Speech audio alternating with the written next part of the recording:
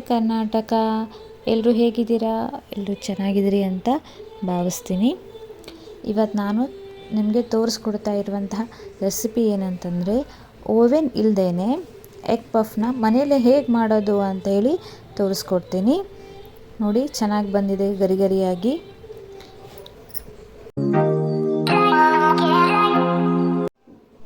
ಬನ್ನಿ ಈಗ ಈ ಎಗ್ ಪಫ್ಗೆ ಬೇಕಾಗಿರೋ ಸಾಮಗ್ರಿಗಳು ಏನು ಅಂತ ಹೇಳಿ ನೋಡ್ಕೊಂಬರೋಣ. ಮೊದಲಿಗೆ 2 ದೊಡ್ಡ ಈರುಳ್ಳಿನ ಸ್ವಲ್ಪ ಚಿಕ್ಕದಾಗಿ ಕಟ್ ಮಾಡ್ಕೊಂಡಿದ್ದೀನಿ. ಕ್ಯಾರೆಟ್ನ ತುರಿದು ತೊಗೊಂಡಿದ್ದೀನಿ ಒಂದು. ಇದು ಆಪ್ಷನಲ್. ಮಕ್ಕಳಿಗೆ ಹಾಗೆ ಕೊಟ್ಟರೆ ತಿನ್ನಲ್ಲ ಅಂತ ಅನ್ನೋರು ಈ ರೀತಿ ಅದನ್ನು ತುರಿದು ಇದ್ರಲ್ಲಿ ಹಾಗೆ ಕೊಟ್ಟರೆ ಸುಮ್ಮನೆ ತಿಂತಾರೆ. ಒಂದು ಅರ್ಧ ಟೊಮೆಟೊ, ಸ್ವಲ್ಪ ಕೊತ್ತಂಬರಿ, ಹಾಗೆ ಶುಂಠಿ ಬೆಳ್ಳುಳ್ಳಿ ಪೇಸ್ಟ್, ಕರಿಬೇವು, ಒಂದು ಅರ್ಧ ಸ್ಪೂನಷ್ಟು ಗರಂ ಮಸಾಲ, ಒಂದು ಅರ್ಧ ಸ್ಪೂನಷ್ಟು ಧನಿಯಾ ಪುಡಿ, ಸ್ವಲ್ಪ ಅರಿಶಿನ, ಒಂದು ಅರ್ಧ ಸ್ಪೂನಷ್ಟು ಅಚ್ಕಾರದ ಪುಡಿ. ಹಸಿಮೆಣಸಿನ್ಕಾಯಿ ಬೇಕಾದರೆ ಹಾಕೋಬೋದು. ಮಕ್ಕಳೆಲ್ಲ ತಿಂತಾರೆ ಅಂಥೇಳಿ ನಾನು ಅಚ್ಕಾರದ ಪುಡಿ ಅಷ್ಟೇ ಹಾಕ್ತಾಯಿದ್ದೀನಿ. ಹಾಗೆ ರುಚಿಗೆ ತಕ್ಕಷ್ಟು ಉಪ್ಪು. ಮೇನ್ ಮರ್ತಿದ್ದೀನಿ, ಇದಕ್ಕೆ ಬೇಕಾಗಿರೋದು ಎಗ್ 2 ತೊಗೊಂಡಿದ್ದೀನಿ. ಹಾಗೆ ಮೈದಾ ಹಿಟ್ಟು. ನೋಡಿ, ಈ ಮೈದಾ ಹಿಟ್ಟನ್ನು ನಾನು ಒಂದು ಅರ್ಧ ಕಪ್ಪಷ್ಟು ತೊಗೊಂಡಿದ್ದೀನಿ. ಅದನ್ನು ಮೊದಲು ಜರಡಿ ಮಾಡ್ಕೊಳ್ಬೇಕು. ನಿಮಗೆ ಒಂದು ಟಿಪ್ಸ್ ಹೇಳ್ತೀನಿ ಕೇಳಿ. ಹಿಟ್ಟು ಜರಡಿ ಎಳೆಯುವಾಗ ಹೊರಗಡೆ ಎಲ್ಲ ಬೀಳುತ್ತೆ. ಅದಕ್ಕೆ ಹಿಟ್ಟನ್ನು ಗ್ಲಾಸಲ್ಲಿ ಅಥವಾ ಒಂದು ಬಟ್ಲಲ್ಲಿ ಹಾಕಿ ಜರಡಿಯಿಂದ ಅದನ್ನು ಉಲ್ಟಾ ತಗೊಂಡು ಜರಡಿ ಮಾಡೋದ್ರಿಂದ ಹಿಟ್ಟು ಅಷ್ಟರೊಳಗೆ ಬೀಳುತ್ತೆ, ಪಾತ್ರೆಯಿಂದ ಹೊರಗೆ ಬೀಳೋದಿಲ್ಲ. ನೋಡ್ಬೋದು ನೀವು, ನಾನು ಅಲ್ಲಿ ಮಾಡಿದ್ದೀನಿ ಅಲ್ವಾ, ನೋಡಿ ಈ ಥರ ಜರಡಿ ಹಿಡ್ದು ಇರೋದೆಲ್ಲ ಹೊರಗಡೆ ಬರ್ತಾ ಇದೆ. ಆದರೆ ಕಪ್ಪಲ್ಲಿ ನಾನು ಹಾಕಿ ಮಾಡೋದ್ರಿಂದ ಅದರಿಂದ ಹಿಟ್ಟು ಹೊರಗಡೆ ಬೀಳೋದಿಲ್ಲ.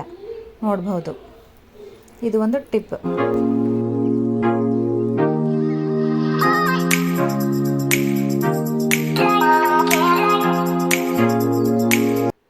ನೋಡಿ, ಜರಡಿ ಆಗಿದೆ.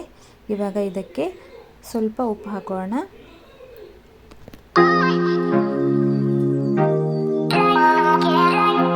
ನಂತರ ನೀರು ಹಾಕಿ ಚಪಾತಿ ಹಿಟ್ಟಿನ ಹದಕ್ಕೆ ಇದನ್ನು ಮಿಕ್ಸ್ ಮಾಡ್ಕೊಳ್ಳೋಣ.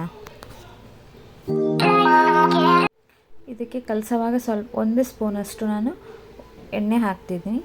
ಹಾಕಿ ಕಲಿಸ್ಕೊತೀನಿ.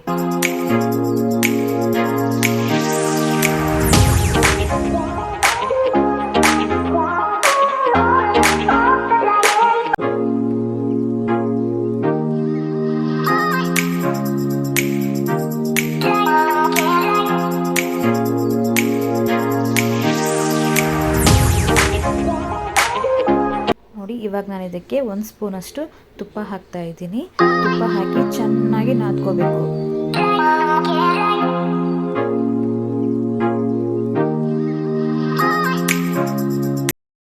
ನೋಡಿ, ನಾನೀಗ ಇದನ್ನು ಚಪಾತಿ ಮಾಡೋ ಮಣಿ ಮೇಲೂ ಕೂಡ ಚೆನ್ನಾಗಿ ನಾದ್ತಾ ಇದ್ದೀನಿ. ನಾದೋದ್ರಿಂದ ಚೆನ್ನಾಗಿ ಬರುತ್ತೆ ಪಫ್ ಕೂಡ.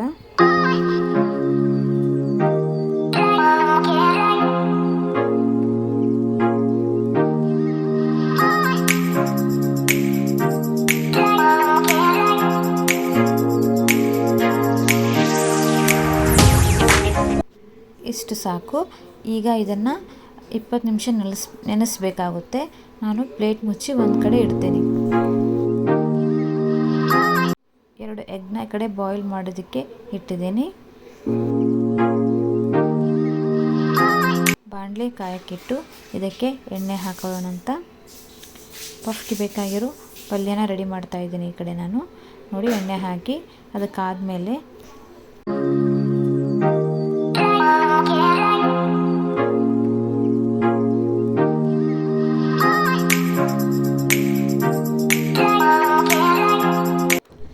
ಸಣ್ಣದಾಗಿ ಹೆಚ್ಚಿರುವಂತಹ ಈರುಳ್ಳಿನ ಹಾಕೊಳ್ಳೋಣ ಅಂತ.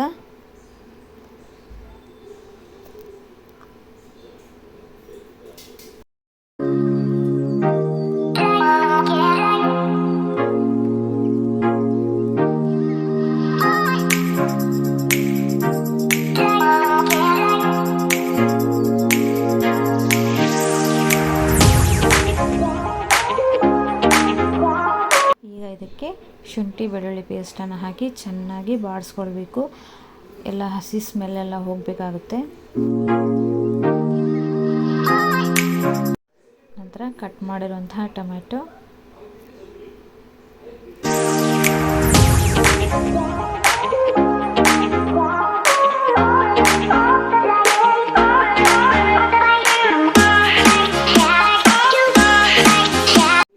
ತುರಿದಿರುವಂತಹ ಕ್ಯಾರೆಟ್, ಇದು ಆಪ್ಷನಲ್ ಅಂತ ಹೇಳಿದ್ದೆ ನಾನು.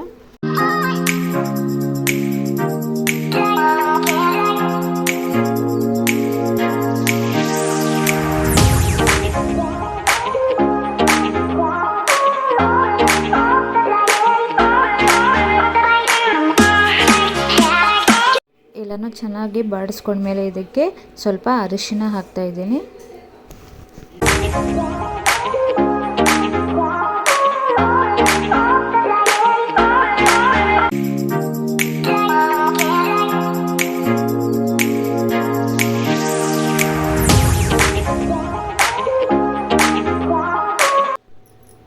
ಒಂದು ಅರ್ಧ ಸ್ಪೂನಷ್ಟು ಅಚ್ಚ ಖಾರದ ಪುಡಿ,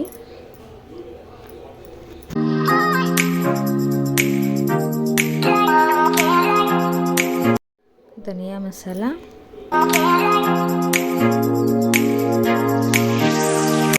ಗರಂ ಮಸಾಲ,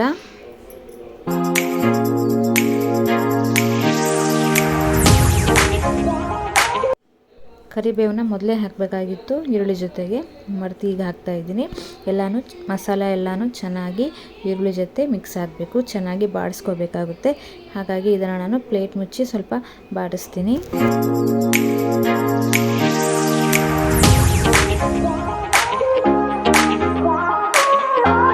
ಈಗ ಇದು ಆಗಿದೆ. ಕೊನೆಗೆ ಸ್ವಲ್ಪ ಕೊತ್ತಂಬರಿ ಹಾಕಿ ಚೆನ್ನಾಗಿ ತಿರುಗಿಸಿದ್ರೆ ಪಫ್ಗೆ ಬೇಕಾಗಿರುವಂತಹ ಪಲ್ಯ ರೆಡಿಯಾಗಿದೆ.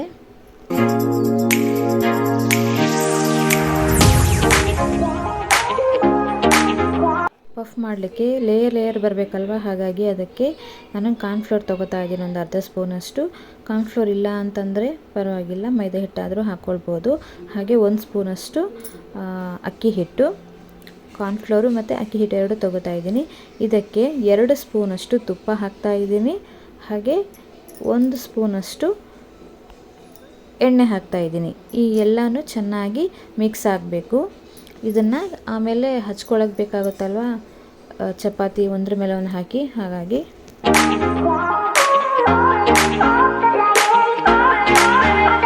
ನೋಡಿ ಚೆನ್ನಾಗಿ ಮಿಕ್ಸ್ ಮಾಡ್ಕೋಬೇಕು, ಯಾವುದೇ ರೀತಿ ಗಂಟು ಇರದೆ.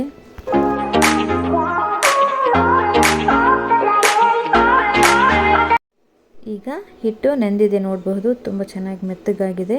ಈಗ ಇದನ್ನು ಚಪಾತಿ ಥರ ಲಟ್ಟಿಸ್ಕೋಬೇಕು. ಮೊದಲಿಗೆ ಎಲ್ಲನೂ ಉಂಡೆ ಥರ ರೆಡಿ ಮಾಡ್ಕೊಳ್ತೀನಿ.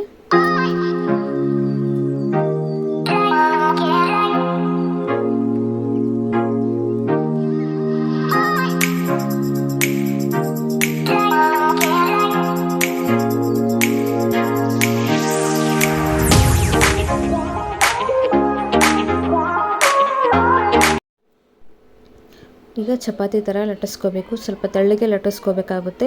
ನಾನು 6 ಉಂಡೆ ಆಗಿದ್ದಾವೆ, ಎಲ್ಲನೂ ಚಪಾತಿ ರೀತಿ ಲಟ್ಟಿಸ್ಕೋತೀನಿ.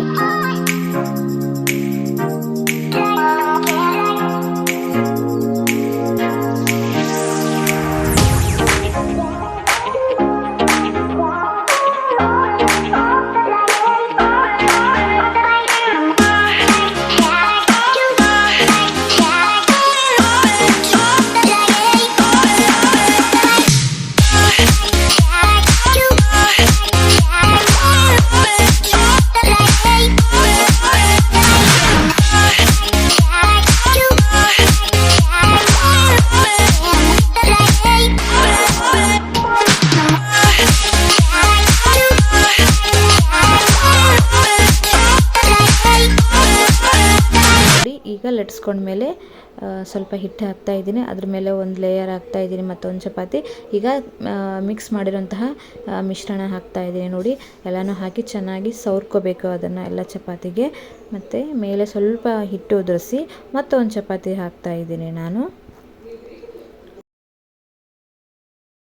ಮತ್ತೊಂದು ಚಪಾತಿ. ಇದೇ ರೀತಿ 6 ಚಪಾತಿನ ಹೀಗೆ ಒಂದ್ರ ಮೇಲೆ ಒಂದು ಹಾಕ್ಕೊಳ್ಬೇಕಾಗುತ್ತೆ.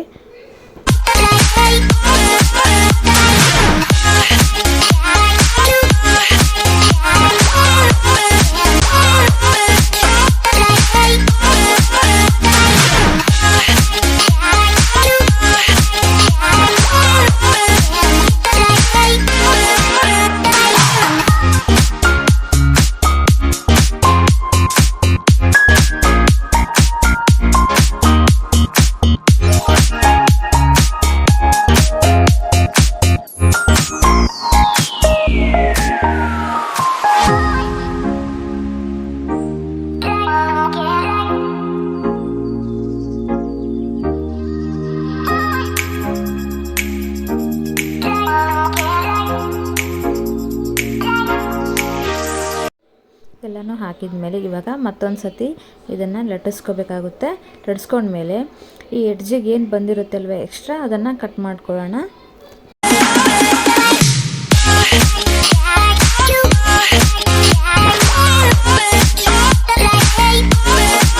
ಈ ಎಡ್ಜಿಗೆ ಬಂದಿರೋದು ಏನು ವೇಸ್ಟ್ ಆಗೋದಿಲ್ಲ, ಕಟ್ ಮಾಡ್ಕೊಂಡಿರೋದು ಅದನ್ನು ನಾವು ಎಣ್ಣೆಯಲ್ಲಿ ಮತ್ತೆ ಕರಿಬಹುದು. ಅದು ಸ್ನ್ಯಾಕ್ಸ್ ಥರ ರೆಡಿ ಆಗುತ್ತೆ. ಅದಕ್ಕೆ ಉಪ್ಪು ಖಾರ ಹಾಕಿ ತಿನ್ನೋದ್ರಿಂದ ಮಕ್ಕಳಿಗೆ ಚಿಪ್ಸ್ ಥರ ಅದನ್ನು ತಿನ್ನಲಿಕ್ಕೆ ಕೂಡ ಕೊಡಬಹುದು. ಈಗ ಪಫ್ಗೆ ಬೇಕಾಗಿರೋ ರೀತಿ ಶೇಪನ್ನು ಕಟ್ ಮಾಡ್ಕೋತಾ ಇದ್ದೀನಿ. ಈ ಚಪಾತಿನ ನೋಡಿ ಈ ಥರ 4 ಮಾಡ್ಕೋತಾ ಇದ್ದೀನಿ. ಇದಕ್ಕೆ ಈ ಎಗ್ಗನ್ನು ಬೇಯಿಸಿರೋ ಎಗ್ಗನ್ನು ಕಟ್ ಮಾಡಿದ್ದೀನಿ. ಒಂದು ಎಗ್ಗಲ್ಲಿ 2 ಪಾರ್ಟ್ ಮಾಡಿ ರೆಡಿ ಮಾಡಿದ್ದೀನಿ. ಮೊದಲಿಗೆ ಒಂದರಲ್ಲಿ 1-2 ಸ್ಪೂನಷ್ಟು ಪಲ್ಯ ಹಾಕ್ತಾಯಿದ್ದೀನಿ. ಎಲ್ಲ ಏನು ರೆಡಿ ಮಾಡ್ಕೊಂಡಿದ್ವಲ್ಲ ಗೊಜ್ಜು ಅನ್ಬೋದು, ಅದನ್ನು ನಾನು ಈಗ ಎಲ್ಲ ಅದಕ್ಕೂ ಹಾಕೋತಾ ಇದ್ದೀನಿ. 2 ಸ್ಪೂನ್ ಹಾಕ್ತಾಯಿದ್ದೀನಿ.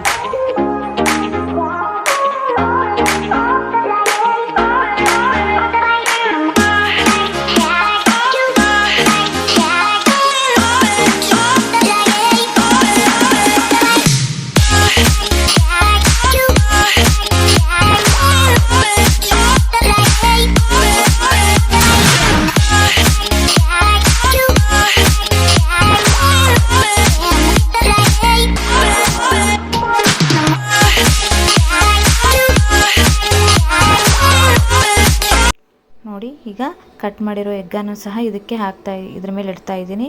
ನಂತರ ಆಗಲೇ ಏನು ಮಾಡಿದ್ವಲ್ಲ ಮೈದಾ ಹಿಟ್ಟಿಂದು ತುಪ್ಪ ಮಿಶ್ರಣ, ಅದನ್ನು ಇದಕ್ಕೆಲ್ಲ ಎಡ್ಜಿಗೆ ಹಚ್ಕೋಬೇಕು. ಹಚ್ಕೊಂಡ್ಮೇಲೆ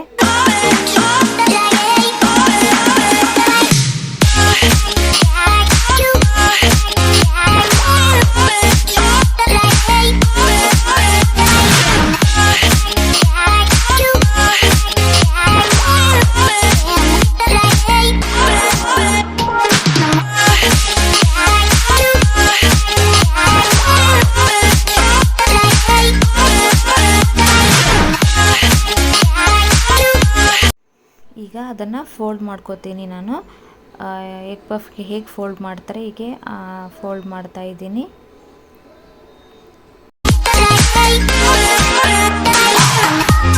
ನೋಡ್ಬೋದು ಈ ರೀತಿ ಫೋಲ್ಡ್ ಮಾಡ್ತಾ ಇದ್ದೀನಿ.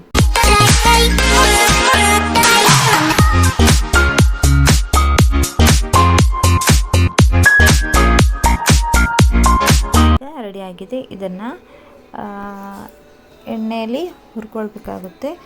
ಆದಷ್ಟು ಸಿಮ್ಮಲ್ಲೇ ಇದನ್ನು ಹುರಿಬೇಕಾಗುತ್ತೆ.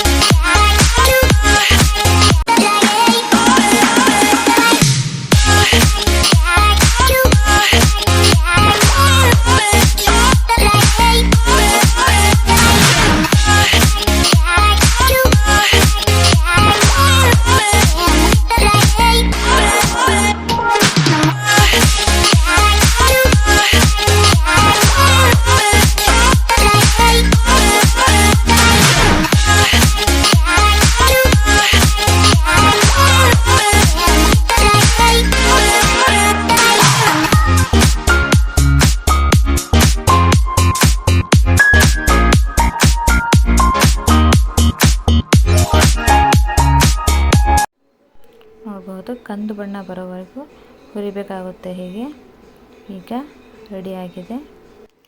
ನಂತರ ಈ ಚಪಾತಿನ ಎಡ್ಜ್ ಕಟ್ ಮಾಡಿದ್ವಲ್ಲ ಅದನ್ನು ಮತ್ತೊಂದು ಸತಿ ಲಟ್ಟಿಸಿ ಈ ರೀತಿ ಸಣ್ಣ ಸಣ್ಣ ಪೀಸ್ ಥರ ಮಾಡ್ಕೊಂಡು ಅದನ್ನು ಎಣ್ಣೆಯಲ್ಲಿ ಕರಿತಾ ಇದ್ದೀನಿ ನಾನು. ಮತ್ತೆ ಅದೇನು ವೇಸ್ಟ್ ಆಗೋದಿಲ್ಲ. ಈ ರೀತಿ ಕರಿದ ಮೇಲೆ ಅದಕ್ಕೆ ಉಪ್ಪು ಖಾರ ಹಾಕಿ ತಿನ್ಬೋದು, ಅಥವಾ ಸಾಸ್ ಜೊತೆ ಏನಾದರೂ ತಿನ್ಬೋದು, ಚೆನ್ನಾಗಿರುತ್ತೆ.